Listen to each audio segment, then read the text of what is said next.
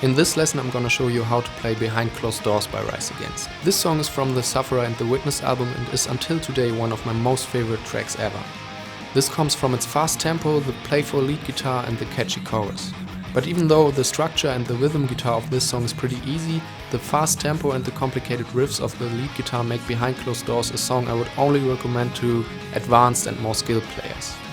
Like always, I will show you how to play lead and rhythm guitar separately, and at the end you can build your own preferred way to play it.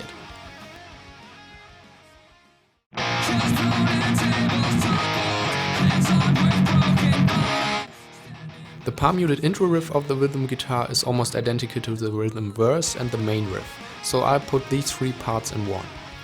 The riff is basically a constant jump between power chords.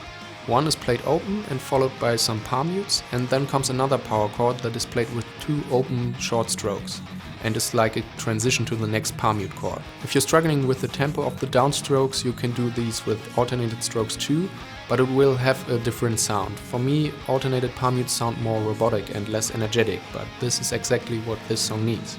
After you learned this part, you almost can play 50% of the rhythm guitar of this song.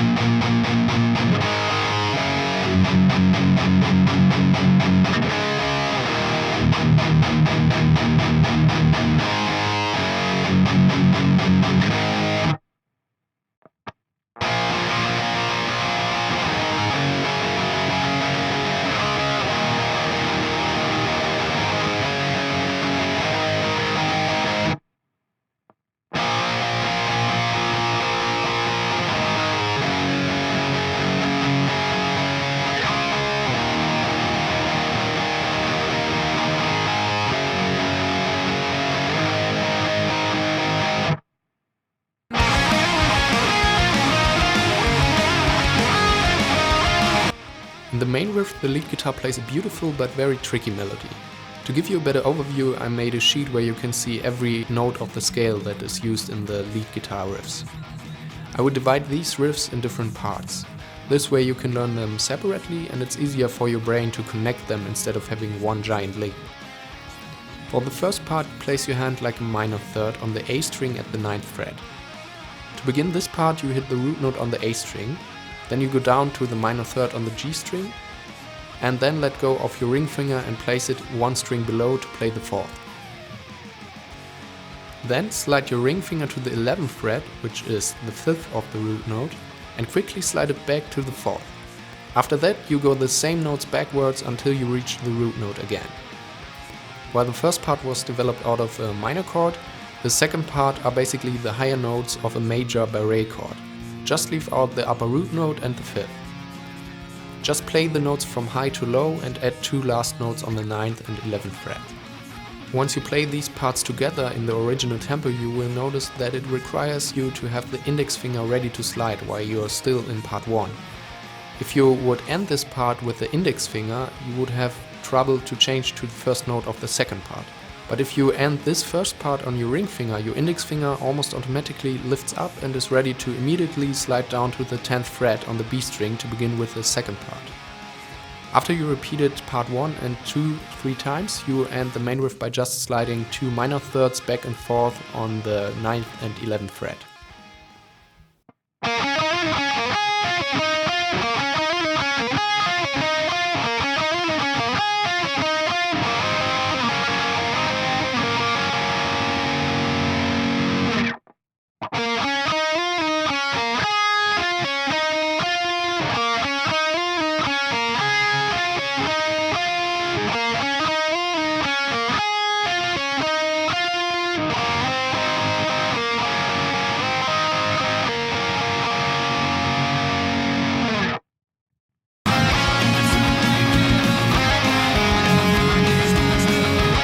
While the rhythm guitar repeats its riff a second time in the verse, the lead guitar begins with another melody that is a bit slower. The riff is built around the 7th and the octave of a power chord on the A string. The jump from 7th to octave is a very common element in Rise Against songs, and it gives the listener a feeling of completeness. The lick changes between pick notes and a hammer-on and pull-off section where you use the pull-off to place your index finger one string above. Right before the riff ends, you slide to the note on the 9th fret.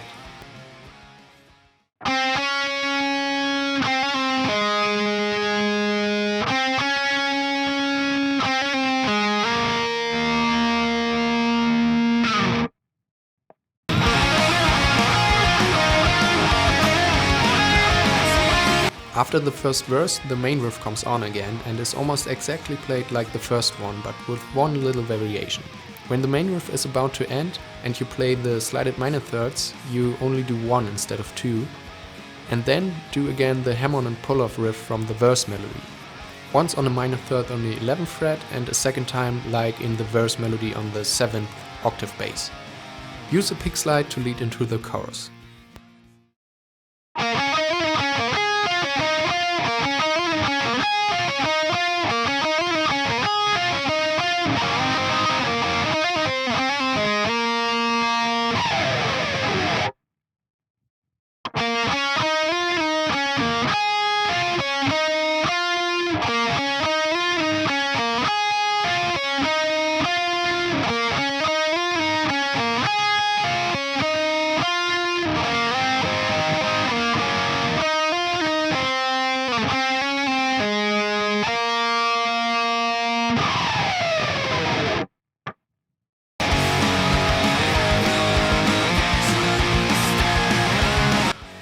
The second major riff of the rhythm guitar is again very simple. It's just a bunch of rising power chords with a steady strumming pattern. It goes down, down, up, down, up, down, up. Change the first two power chords after every pattern. The third power chord plays one full pattern, then repeats it one time until the half of it, and then goes to the last power chord. This sounds more complicated than it actually is. It goes down, down, up, down, up, down, up, down, down, up, change the power chord, down, up, down, up. Repeat this whole riff 4 times. After one playthrough of the rhythm part of the chorus, the lead guitar plays a little octave melody over it. These are only 3 different octaves which are played descending for 3 times. On the 4th time you put a bit more strength into your left hand and let the octave ring without actually strumming it, and then slide back and forth between the first 2 octaves and then strum the first octave again. After that, do the descending octave riff again 2 times and end on the 3rd octave and just let it ring out while the second verse begins.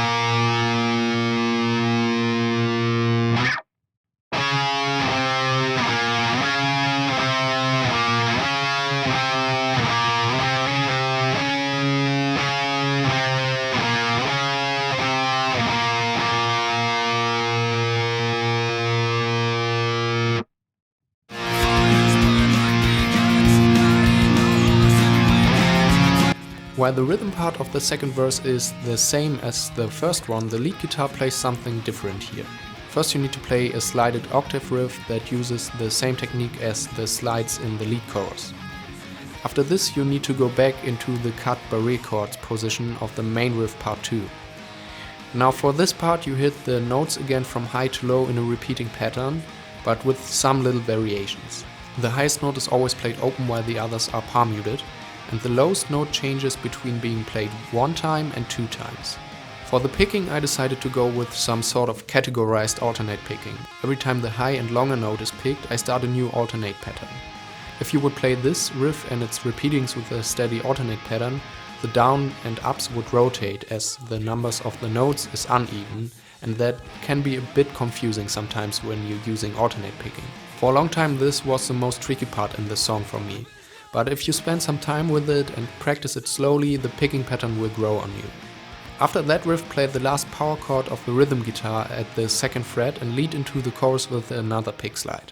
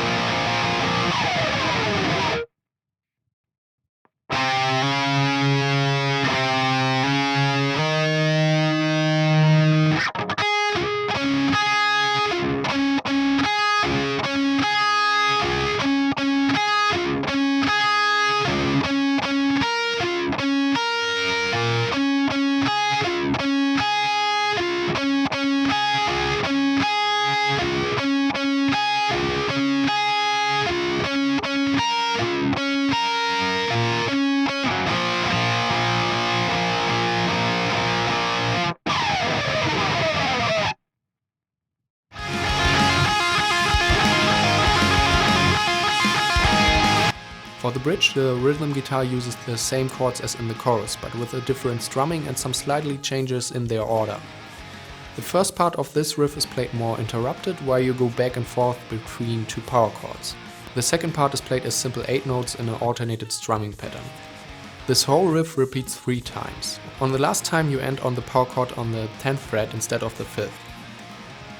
The lead guitar begins with a simple pull-off lick, which is repeated several times until you go into the 7th octave interval from the first verse part, but this time 1 octave higher and played with simple downstrokes. After that, the lead guitar plays the same riff as the rhythm guitar 2 times.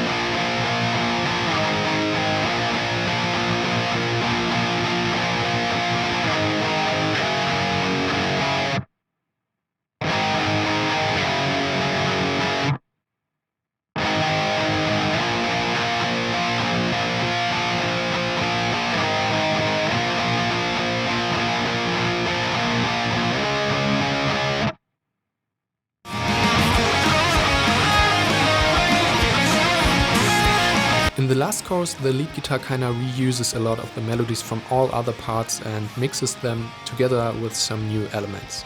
So first you play the normal descending octaves and then the variation of the main riff. The only new thing comes after that. The first part is quite similar to the 7th octave riff from the first verse. You just have to add some notes and rhythms here and there. After Tim sings the last and longer behind closed doors line, the second and final part comes up. You play the downpick pull-off part from the bridge, but a bit shorter this time, and after that you go for the hand position like in the beginning of the main riff part 1. Remember to play the first note with your ring finger, so you can use the middle or index finger right away to play the last 2 notes on the 10th and 12th fret on the B string. This part is played really fast again, so make sure you practice it enough.